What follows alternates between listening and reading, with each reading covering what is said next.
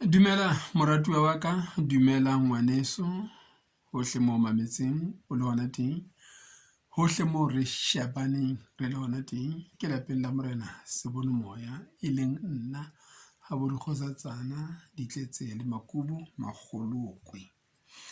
Re tswela pele ka boithuto ba rona bo re tataiswang ke Modimo ka buka ya mo Ekelesia kgaolo ya bosupa, mme re bala ka jeno temana ya 15 le 16. Temana tsena tse pedi ke tseo Modimo a neng a buile nna ka tsona kgajana haholo ha ke ne ke sa rapela mahaheng, ke sa rapela dithabeng. Ke rapela hore Modimo o tlise phetoho bophelong ba ka, ke rapela hore Modimo a re fe setsha sena se qwatsaneng le dikatleho tseo bonang ke na le tsona ka jeno. Ke ba ke hopola hore ka selemo sona seno ke na be ke tsamaile ke le seqono ka kwana sebakeng se bitswang Qalageng. Ke ne ke le habo mohlankana wa Lekgolokwe, lebitso la hae ke Mohalakane, o ne a qetelle e le mokhanselara hona habo mono, e ne le moshanyana a itekang haholo.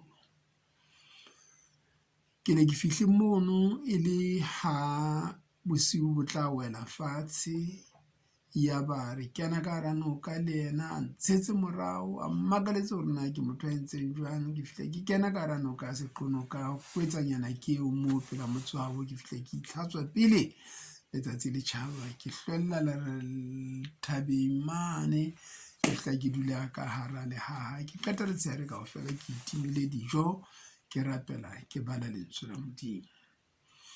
Ha ke tsoha, ha ke tloha teng, ha ke kgathala eba ke tsamaya ke ntse ke rapela ke hlwella ka hodimo le kokwaneng ke lena, ke tsamaya ka re ke ya ha Senekal, ke fihla ke kena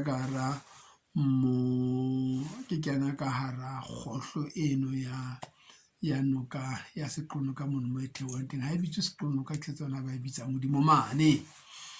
E ba ke tsamaya ka yona tsatsi le ba le dikela ntse ke tsamaya ka mono, e hle ke qwaya batho. Ke fihla habo ba mpha ntlo ya ka ya Leqhofa, ke fihla ke robala. Ke ne ke lokela ho tsoha ka hora ya 12 bosiu, ke rapele ke be ke tsamaye. Hele e ne re ha nako eno e fihla, hobane ne ke robetse ka kobo ya ka e kgutshwanyane ya Lefitori, maoto a le ka ntle, ka utlwa a sa koloba, ke re ifuna hore pula yana e neng e nela fela hore e lekane hore e ntsose. Ha ke qeta ho rapela ke leboha Modimo, ke kena koloing ya ba ya sa. Modimo o ne a buile le nna ka mantswe ana, mme ke yona taba ena e etsang hore ke be mopholosa mopostola ya sokodisang tjena. Mme o tla e utlwa hena taba ena ya ka ya ho sokodisa tjena e ho kae, ya hore ke matha le ditotla, ke matha le mathuela, ke matha le batho ba dipolotiki, hantle motho enwa ke motho mweno. Utlwa he. Moekelesia o re, I have seen everything in my days of vanity. Bophelong bona ba ka ba le fela, ke bone dintho tse ngata tlasa letsatsi le kgwedi, ke bone dintho tse etswang ke batho, ke bile ke utlwile batho ha ba bua. There is a just man who perishes in his righteousness. Ke bone motho ya lokileng a shwa le hona ho lokanyana hono ha yona tsa lokile jolo, a rapela, a nehela, a ntsha boshome, a etsa mahlabelo a ditjheso shwi. And I've seen a wicked man who prolongs life in his wickedness. Mpa ke wetse ke bone motho ya kgopo, ya ditshila, ya betang, ya utswang, ya bolayang, ya kenang toronkong a tswa a sa shwe. Motho eno a sa kule, ke ntho ntse phela fela, ntse phela. Le yena ke mo bone, mme ke dumela hore le wena o ka ba paki ya taba eno ya motho e tla ga a shwe le o tlo ntse thwe jana se setle ha se jene. Modimo le yena o rata ba jwalo, ha se nnete thwe. Ha se nnete thwe. Empa le hore tsela ya bophelo e jwalo, e na le ba shwang le ba sa shweng, ba kgopo le ba seng kgopo. Jwale 16 le re, Do not be overly righteous, nor be overly wise. Why should you destroy yourself? Do not be overly wicked, nor be foolish. Why should you die before your time?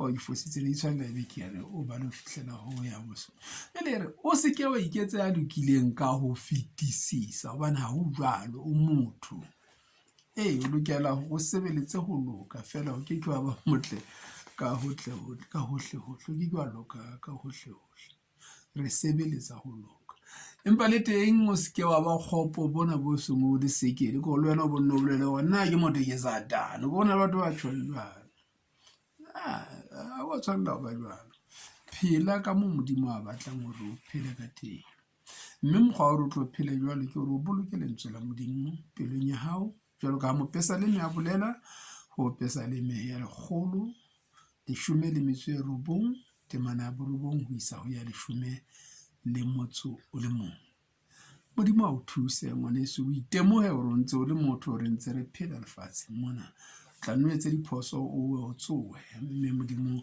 a nne a o phamise ke a rapela hore ha o lokile ruri o mpe o phele halelele ka nnete na hore ebe ba kgopo bona ba phela halelele ho feta ba lokileng yona e tlile ke rapela modimo modimo bona bana ba kgopo kaofela bana o sa le ba lokileng ka lebitso la Morena Jesu amen.